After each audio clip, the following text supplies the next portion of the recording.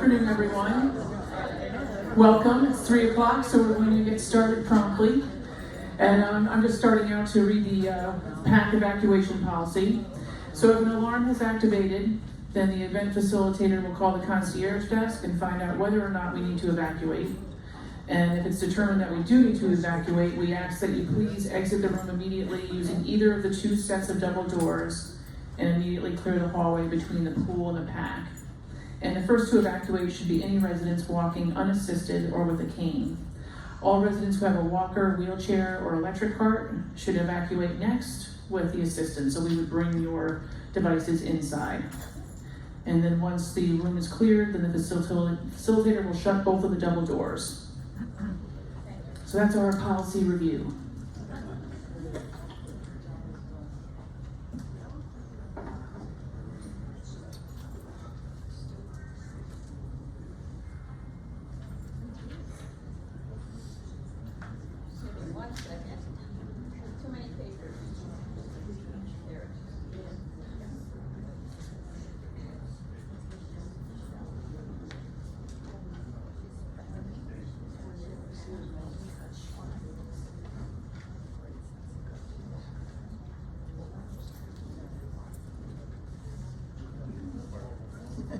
Okay, so there we go. Okay, hi everybody. It's very nice to see such a great attendance. I'm glad the room is filled. This is our goal, to have this room filled whenever we have one of these meetings.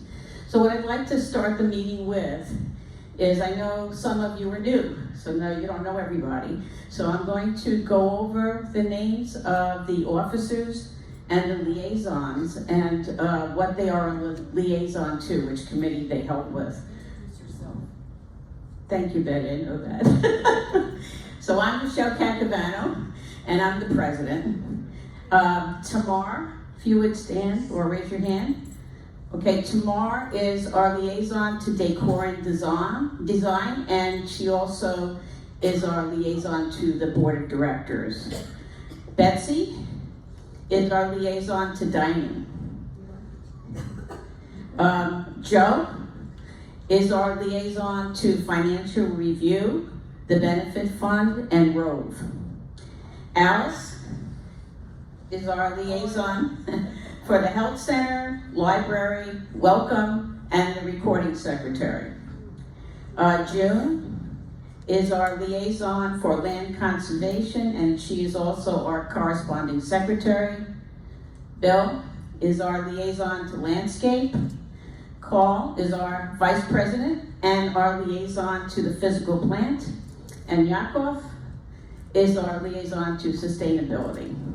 Okay, so for those of you who don't know a lot about the Residence Council, or what we do, or how to contact us, or just in general, what the Resident Council is about, I'm just going to give a very brief overview, and I have 3 topics. First is, what is the purpose of the Residence Council? So, to all of us, we act as your advocates for your concerns. We also act as a go-between between the residents that live here and the management team. We also collaborate with the management team to help to resolve any issues you may have. So that's our main functions for you. Now, how do we do this? How does the Resident Council and the members of the Resident Council do this? It's a pretty big job, right? Which is why we have all these different committees. So when I thought about this, the way I think about it is, we do this by being approachable and available. So many of you have stopped us in the hallway or talked about issues, perhaps when you dined with one of us or saw us at the coffee cart and talked to us about something that what you wanted us to intervene or you wanted us to listen. We try to always listen with an open mind, and with our goal being that of an advocate, that's really important. We try to answer your concerns in a timely manner, and we do respond usually with in writing of some sort. So we might just email you back and tell you that we heard about what you were concerned about, or we got your email, and this is what we're going to do about it. We also do this by communicating with the respective communities that each of the liaisons is responsible to go to. We also do this by communicating with the board of directors here, so our liaison communicates with the board at all of those meetings. We also do this by sharing committee meeting information with the resident council members and the community as a whole. Now, there are many things available to you that you may not even be aware of. So if you want to come to a meeting, you can, all right? If you want to attend by going on a Zoom link, that's emailed to you every meeting, so you can do that too. We also have the ear session where you can come and talk about your concern in the first 15 minutes of the meeting.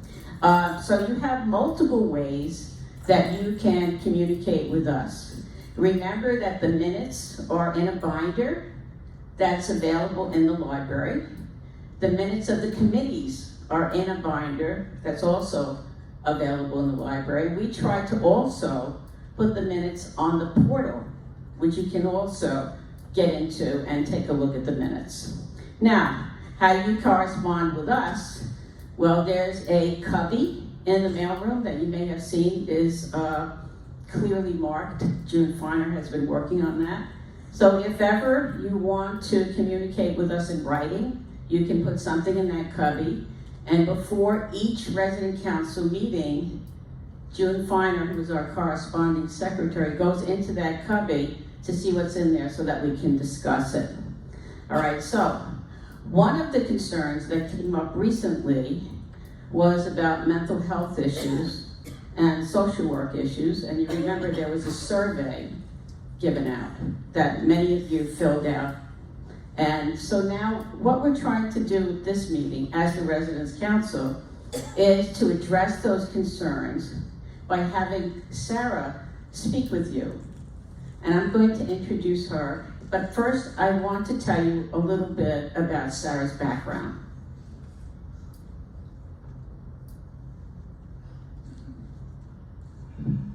Okay, so let me just tell you a little bit about Sarah, because even though we see her every day, not everybody knows what she does every day to help us and the members of this community. And she does a lot of different things. And most of us don't know a lot about her background. So we thought the best way to address some of that was to just have Sarah speak with you directly and tell you about what she does. So her career began with older adults when she was 14 and was working at a local adult home. So Sarah's been interested in us kind of people for a long time. Over the course of 10 years, she had a variety of responsibilities. So she would lead activities, do friendly visiting, personal care aid, types of interventions like showering, dressing, incontinence care.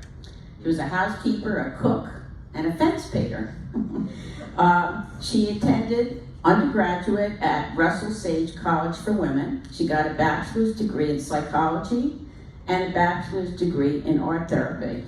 And if you remember, in art school, she actually showed some of her art to us at that time. Then she went to the College of New Rochelle and got a master's degree in gerontology, which is the study of the elderly, and that had a focus on grief counseling. She also received a graduate certificate in thanatology, which is the study of death and dying. She worked in New York City as a geriatric care manager for 5 years. This was basically being a surrogate family member for clients. She coordinated their home care, their crisis intervention. She advocated for health needs, financial management, and end-of-life care, and did mediation between family members. She also worked for the Alzheimer's Association as a care consultant for 2 years, and she assessed the needs of people with cognitive impairment and linking clients and caregivers with the support services they needed. She facilitated support groups, training aides and nurses about dementia. She also worked for a classic residence by Hyatt, which was a senior living facility in Riverdale for 5 years. She was a case manager for assisted living and memory care, and then the resident service director for independent living. And then she arrived to us at Woodland Pond in 2009. So let's all welcome Sarah.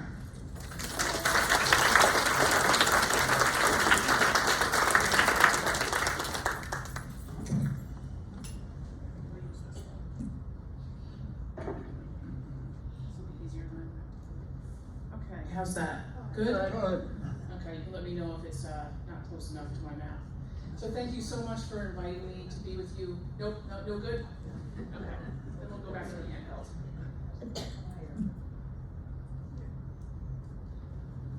Okay, that's better. Thank you very much for inviting me to be here today. I always enjoy being able to have this time with you. So to start out, I want to explain to you what the Resident Services department is and who's in it. So it consists of myself, and then Gretchen Dom, who is our activities coordinator, and who's responsible for our calendar and newsletter, and coordinating all the many details that go into all the different activities and programs here. And it also consists of Mary Jo Murray, who is one of our wellness nurses, and she and I work very closely together in terms of communicating about how all of you are doing and what your needs are from a health and wellness perspective. It also consists of Angel Murphy, who is another wellness nurse, who is currently out, recuperating from an injury. And also Grace Jurin, who is our fitness coordinator, who works to bring you all the exercise classes. So that's the Resident Services Department. So what I want to start out by talking about is the things that fill my days. What is it that I'm doing when you walk by and you see me at my desk or see me walking around? So one of the things that really fills my day, and for you to also understand, is I don't schedule a lot of meetings, and that's very purposeful because I have a lot of people who just come in and talk to me, who just call me, who email me, and just come in and communicate with me. So on a daily basis, I receive phone calls, walk-ins, emails, and notes from you on a variety of topics. It could be your emotional health. It could be needing to vent about your life stressors. It could be physical challenges that you're experiencing. It could be relationship issues. It might be that you're concerned about one of your neighbors and you'd like to talk to me about them. You may be coming to me to report of things that need improvement at Woodland Pond. You might come to me and talk to me about a new diagnosis that you just received that's worrying you. You may come to me for advice on a variety of topics. You may come to me and talk to me about your grief and your loss that you've been experiencing recently, and many other things. And I really welcome and encourage these visits. Knowing you and knowing what's on your mind is really important to me. And knowing those things is the best way to help me to be able to give you the support that you're looking for. The other thing on a daily basis that I'm often involved with is supporting family members and helping you deal with family dynamics. So for instance, I may receive calls from family members asking how you are, letting me know how you are, expressing concern about you, looking for advice on how to support you, looking for clarification on what Woodland Pond does, what services are available to you. Family members might call because they need help with navigating the healthcare or hospital system. That can be very daunting. And they may also call just to check in with me and ask me to pay you a visit or to call you and see how you are. So that's a lot of my interaction with family members or your loved ones. And on that, so not everybody has family, or they have family, but the relationship is a little bit strained, or maybe the relationship is non-existent. Some family members are very close by and they're ready to help. Others are far away or they're just unable to help. Some family members have strong opinions on what you should do in terms of your health care or how you should live your life, and you may not see eye to eye with them. And this is an area that I do often get involved with, and that I'm here for you. And because, and again, this is again the point of how important it is to me to understand who you are, what's important to you, and how you want to live your life. And certainly the thing that's most on my mind is making sure that your health and safety needs are met. So I take that all into consideration when family members contact me or loved ones contact me to talk about how you are and what you're up to. So if you have family dynamics that may pose a challenge for you related to receiving health care at Woodland Pond, you can feel free to come and talk to me, and it's always confidential. And next, things that happen often and that I focus on many times a week. One of these categories is hospitalizations. So if you go to the hospital for any reason, there are a number of ways that myself and Mary Jo find out. If you press the emergency button and the concierge call 911 for you, then we're aware. If you call 911 yourself and somebody happens to see you exiting the building, then we find out that way. Many of you call Mary Jo or I directly and say, I want you to be aware, I'm in the hospital now and this is what happened. Regardless of how we find out, it's very typical that myself or Mary Jo will be in touch with you directly, or will be in touch with the hospital directly, either the nurse on the floor that you're on or the case manager. Because what we want to do is we want to be in a position of being able to advocate for you and make sure that you're going to get what you need, and that when you come back, we're going to have something prepared for you that's going to be helpful for you. So with that in mind, you really have a whole team of people at Woodland Pond who are behind you when you're in the hospital. So here's an example of what can happen. Recently, a resident had an experience where they had a heart procedure done in New York City. And they were discharged from that hospital and they were on their way back home with their family member. And they wound up experiencing heart failure on that car ride back. So they stopped at the nearest hospital, checked into the emergency room. They were there for several days to get stabilized. And behind the scenes, while that was all going on, I was in touch with the family member. The admissions coordinator named Natalie in the health center was in touch with that hospital's case manager. And we do that so we can find out exactly what's happening. And in the meantime, the family members were very distressed because they felt like the hospital wasn't communicating with them well. It was hard to reach the case manager. They weren't getting the answers they were looking for, and ultimately they felt like their loved one was not getting what they needed from the hospital. So we're behind the scenes calling the hospital too to find out what's happening. And eventually, this resident was discharged to their family's home, with the family having the impression that this person was going to be able to manage on their own. And that was not the case at all. When they got back to the family member's house, they were very weak, they were having trouble walking, they were having trouble transferring, they really needed full assistance with everything. So I was in touch with the daughter, and she was like really stressed out. What do we do? My parent really should have gone to skilled nursing, but the hospital, didn't come through, and so on. So you get the picture. And this is again where the Woodland Pond team is right behind you. So what we were able to do is, first we were able to make sure that we had a room available on skilled nursing, and this is why communication is so important. So we had a room available, and then I was able to contact the private person who does the evaluations that are required to get into skilled nursing, and that person was able to go that same day to the family member's house, meet with the resident, do the evaluation, get it done, get it into the hands of Natalie, the admissions coordinator, make it all official, coordinate the transportation, and get this resident to skilled nursing where she can receive rehabilitation and be back under our roof. So that's just one example of what can happen. And navigating the hospital and healthcare system, as many of you know, I'm sure, is not always smooth and easy. So we've got a large knowledge base between all of our team members, and we're able to help you and help your family navigate that to get what you need. So that's something that I'm regularly involved in. The next is a category that I'm often involved with, which is spouses who are, or loved ones who are giving care to their spouse here, so couples. And sometimes we see situations where one member of the couple needs assistance physically or needs assistance due to a cognitive impairment. And when you're caring for someone in that situation, it can be really exhausting physically, it can be exhausting emotionally, and it can just cause a lot of stress. So oftentimes, the caregiving spouse will come to me and just talk to me about what's happening. And that's really important to do sooner rather than later so that I can help you get linked to different sources of support. So for instance, I might be able to link someone to an aide, a private duty aide, to come in a couple days a week, maybe a couple of hours each one of those days, just to give you a little bit of a break and to give you the support that you're looking for.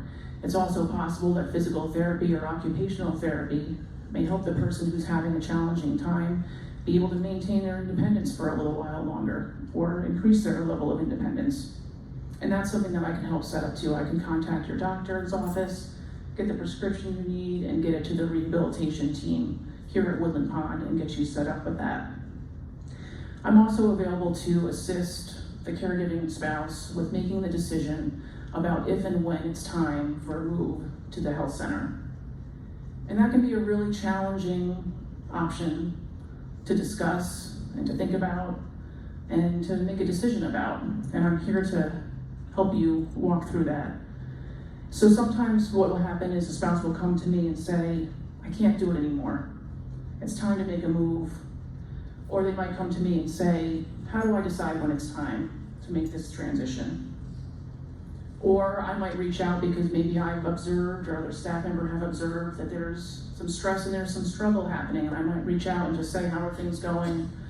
Let's talk, what can I do to help? So that's another situation that I'm involved with on a regular basis. I always advise the caregiving spouse to not wait for a crisis. Don't wait until your stress level reaches a point where you become ill or you're in a constant state of losing your patient with your loved one. It's always best to plan ahead. So again, my role is to walk with you through that and to help you plan ahead. So next is something that's more periodic, but it's very time consuming, and that is transitions to the health center. So we'll segue right into that.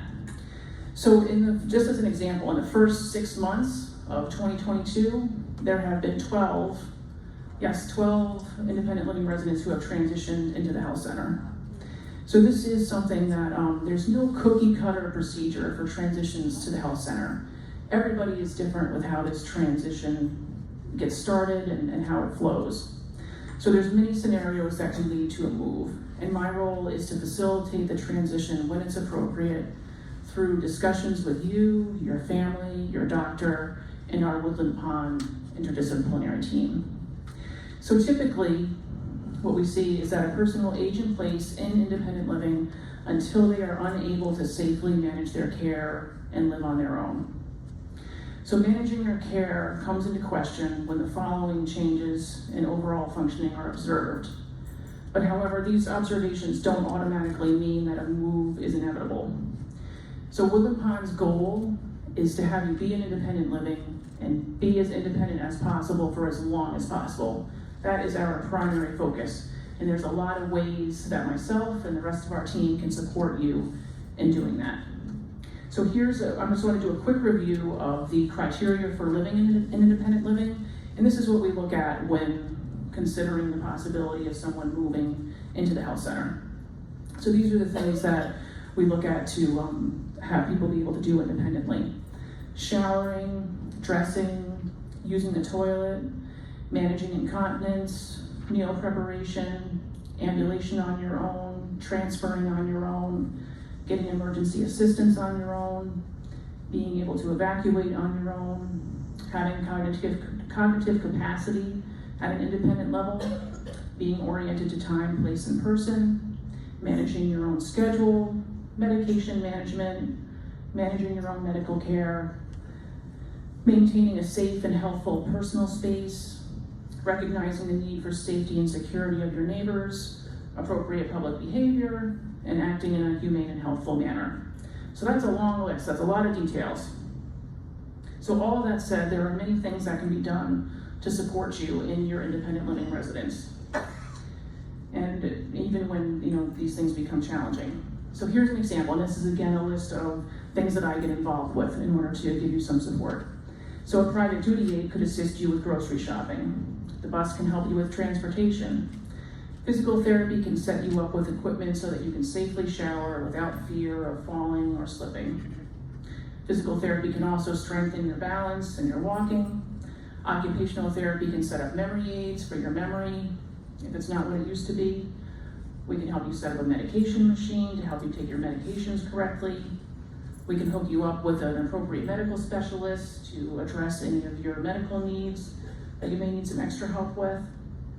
Maybe you need to find a good therapist if you are having depression or anxiety. Maybe your family can help you to step in, they can step in and help and give you support. The point of this is there's many things that I can be involved with to help you get connected with, to help you with your level of independence. And now I'm going to take a drink of water. I might have to sit down in a couple minutes too.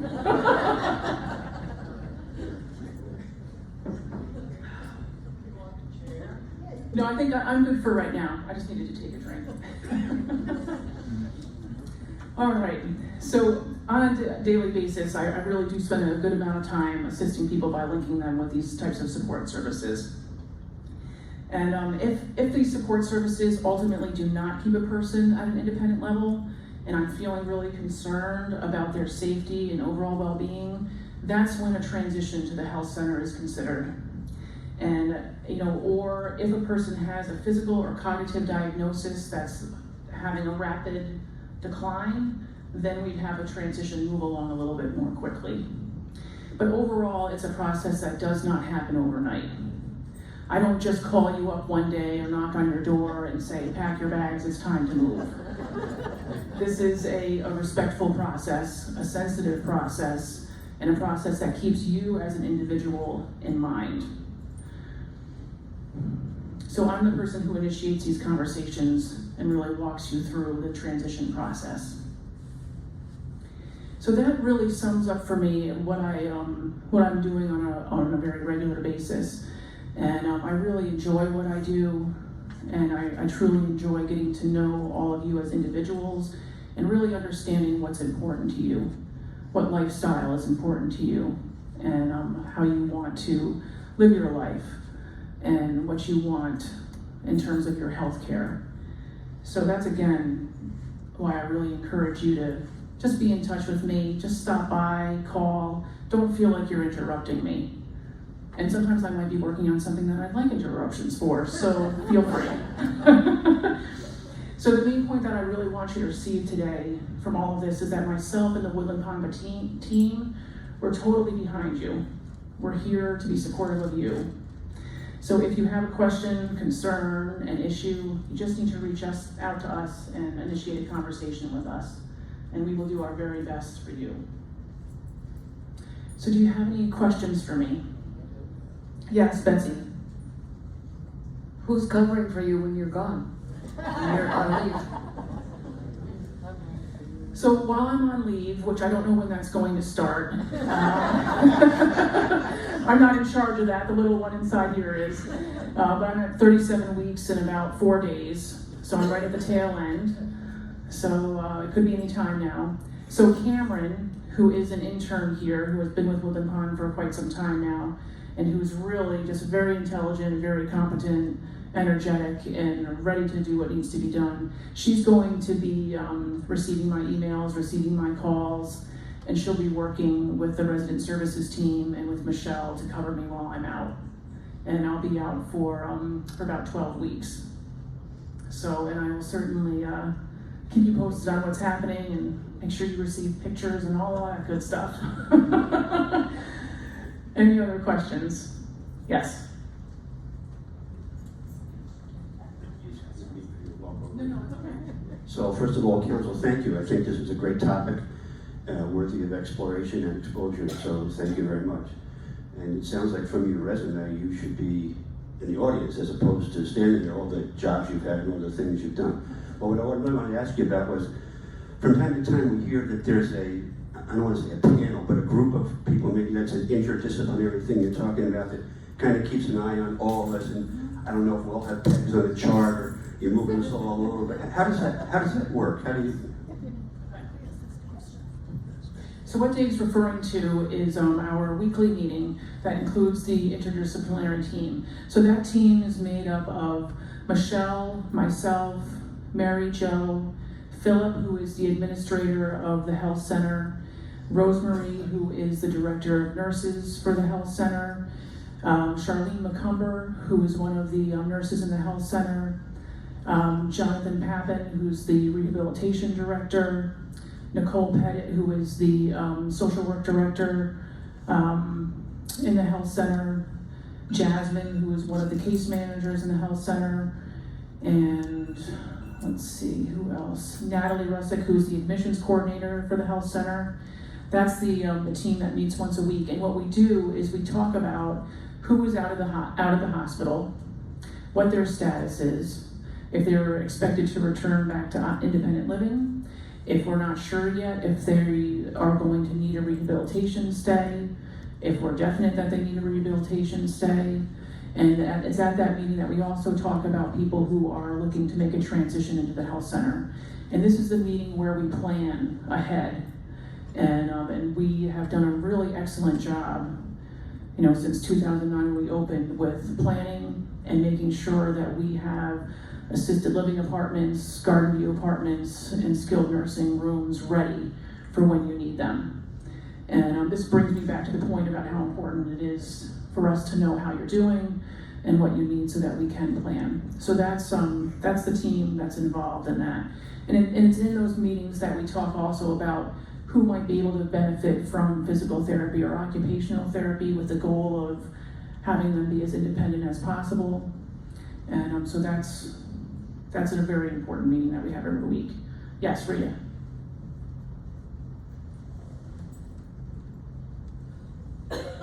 You look great. And you will tell us the name of the little girl when she's born. Yes. The mental health survey that was done a couple of weeks ago was supposed to be one of the focuses of this meeting, and that was why you were invited to speak, because at one of the resident council meetings several weeks ago was discussed with Michelle, and a list was presented to her of issues that have been brought up, and she said, Sarah does all of this. Now, I really respect the job that you do. I think it's a very important job, and you're well beloved in Woodland Pond. Our concern was, and it was brought up as a result of the International Women's Day panels, the one that we had with therapists spontaneously from the audience, that we have no mental health licensed people on staff here. And out of that, there was a meeting that the Residents Council presented certain things to Michelle, and after that, the survey was developed. And now the survey has been coordinated, and there are some results of it, and we have to go forward in terms of making a decision or recommendation to Michelle about issues. One of the things that she said at I believe it was the last resident council meeting, that she would ask you to automatically meet with people who have, I'll say a crisis for lack of another word. In other words, where a major event occurs in their life, a death, a sudden illness, any one of those things that instead of them asking for help, you would reach out to all of them. I think generally that a lot of people, including myself, have concern with the fact that you are very busy all the time. And you have from our perspective, you have an overwhelming job. We don't want to see you get more tasks. And so we are really looking to see if some of these things can either be done by other people in Woodland Pond, and some of the things that had fairly high numbers in terms of people looking for them, were educational seminars having to do with mental health topics affecting the elderly. There also were small group discussions or ongoing support groups, and there has been a long-standing feeling that honestly, we don't talk enough about death, preparation for death. I mean, most of us are not leaving here on our own 2 feet, and that there should be more done within the family or the structure or whatever it is that people deal with that. As you well know, there are issues with adult children as people get older, and I don't want to belabor anybody else's questions that may have, but I would like to know what your reaction to this is, because all the things you talked about, which are all great, none of them really touch these topics that I've raised. So on the survey results, Michelle just sent out an email this morning to a group of residents and staff, inviting them to schedule a meeting, which will be the opportunity for this group to take a look at the survey results and further discuss exactly all the points that Rhea brought up. And so I'm looking forward to that. I think it's going to be a good opportunity to take a look at those results and figure out how we move forward and what the next steps are to get some of those things that Rhea mentioned. And I'm feeling overwhelmed. I don't necessarily feel that way. I feel that I could do some more things, and we also, like I said during this meeting, we have a whole team of people that are working on these things. So I feel like it would be able to, some things would be able to be appropriately delegated.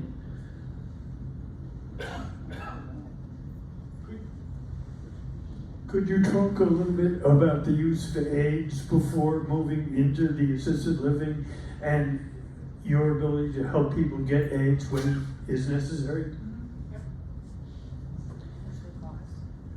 And so Carl's asking about private duty aides. So basically, I have a list of private duty aides who are their own independent contractors who are not Woodland Pond employees.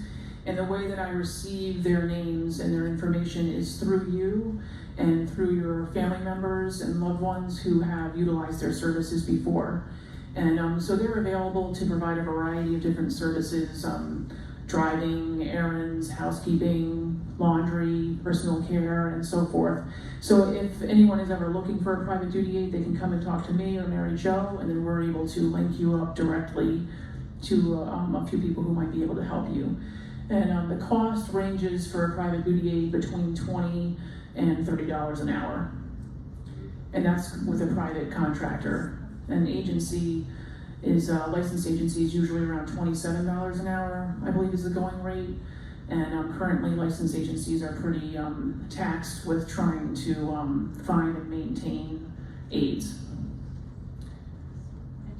That's all out of pocket, correct? Right, that's all out of pocket. Insurance does not cover that unless you have a long-term care insurance policy, which usually requires that the aide that you use has some kind of a certification. Yakov. Yeah, I mean, it seems a lot that you are doing, and it's wonderful. But one of the things that I understood from some of the concerns that I heard is people would like to have some access to professionals that are one-on-one, not necessarily through Woodland Pond. And do we have any resources that, I understand that at one point there was somebody that was, I don't know if a psychologist or a counselor or so, but can you comment on that? Yeah. So on if you're seeking a counselor or a therapist or a licensed clinical social worker to provide some counseling type services to you, so I have a list of people who are available outside of the community. And what's happening now, what we're seeing the trend is that a lot of counselors, licensed clinical social workers, a lot of them are very booked up right now, and it is hard to get appointments now, and it is further difficult to get a face-to-face appointment with them now. And what I've found with everyone here is that most of you would prefer to have a face-to-face over a Zoom therapy session and over a phone call session. And those have been challenging to get. But I do have a list of practitioners who have been recommended by your neighbors, by family members, and by loved ones. And when people come to me and they're seeking counseling services and they're looking for one-to-one, I often refer to that list and share names. And some of you have even been very helpful with posting advertisements basically saying, we're looking for someone on different, through different social work groups that you belong to. And that's been very helpful. And in the past, we have had facilitators come to do support groups. And we were looking at having someone who was currently working for a different organization. She left that organization and she was going to come and continue to do a caregiver support group, and that did not wind up panning out. So the bottom line is, without getting lost in all the details of the past, the bottom line is, we're open to finding facilitators to lead the support groups that you're looking for. And again, going back to what Rhea was bringing up, I'm looking forward to those meetings with Michelle so we can really take a look at those survey results very closely, which gives us a really clear picture on what's needed, and then go from there to figure out how to meet those needs. Yes? Sorry, you have to walk so No, that's okay. I can still move. I look around this room and I see most of us are in roughly the same age group. And I wonder, given the flow of people needing assisted living, how do you assure that that spot will be there for us? And if there should not be room at the inn, where would we go? What would happen to us? I'd like to know that. I'm relatively new here in Newton and I don't really know very much about the history of people who've been forced to go, but I'd like you to amplify that to some extent, if you can. Thank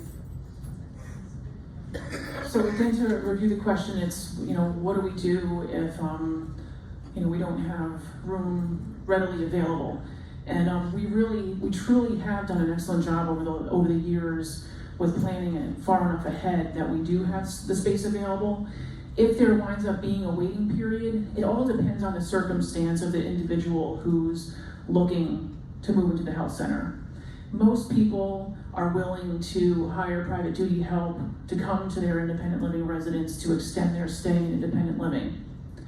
Other people, due to having life care, say, I don't want to pay out of pocket, I really just want to make a move.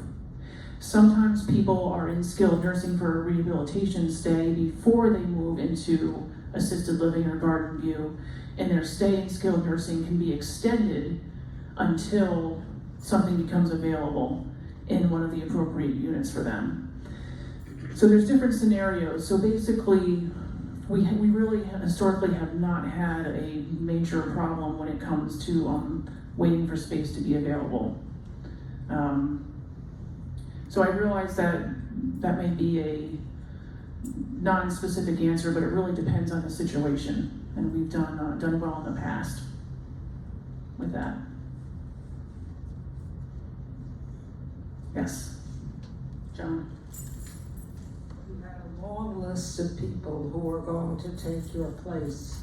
Are they all going to do this sort of work? You mean take my place while I'm away? So Cameron is the one who I just mentioned before, who's going to be receiving my phone calls and receiving my email, and then she'll be working closely with Mary Jo and with Michelle. I'm not sure if she'll be physically in my office or if she'll be at one of the desks that's right outside of Michelle's office. We haven't discussed that detail yet. I think she'll be wherever she's comfortable because we can easily forward the phone and my email. It'd be nice if she came here today to be introduced. I think Cameron is in the hallway. Are you, Cameron? There she is. Come on up front for a minute and I'll introduce you.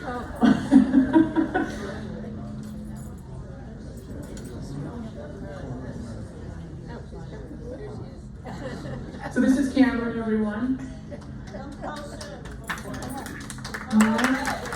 So now you know Cameron's face, and you'll be able to know who she is. So,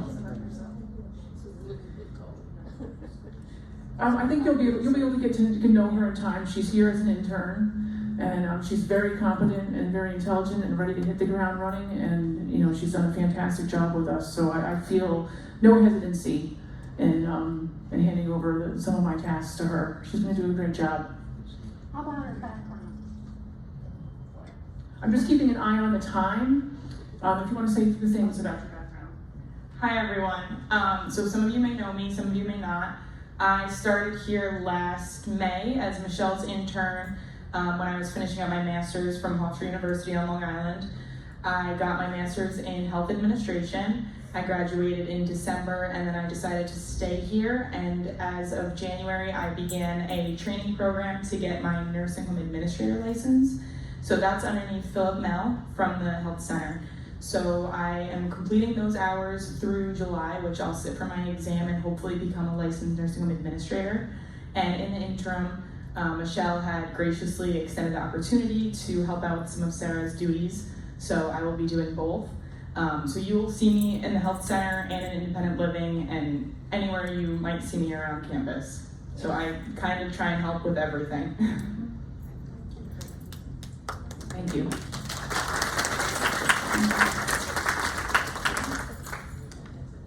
Okay, any other questions? Thank you very much for having me today. I really appreciate it.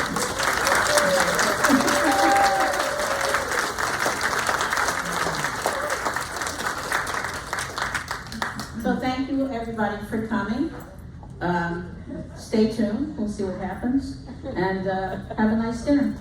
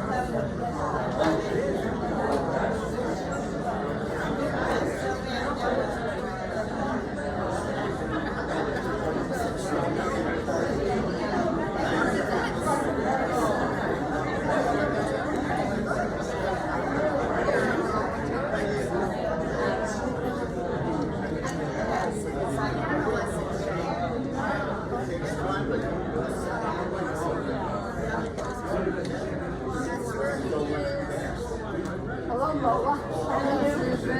Hi, Sharon. I'm gonna go out this way, Lola.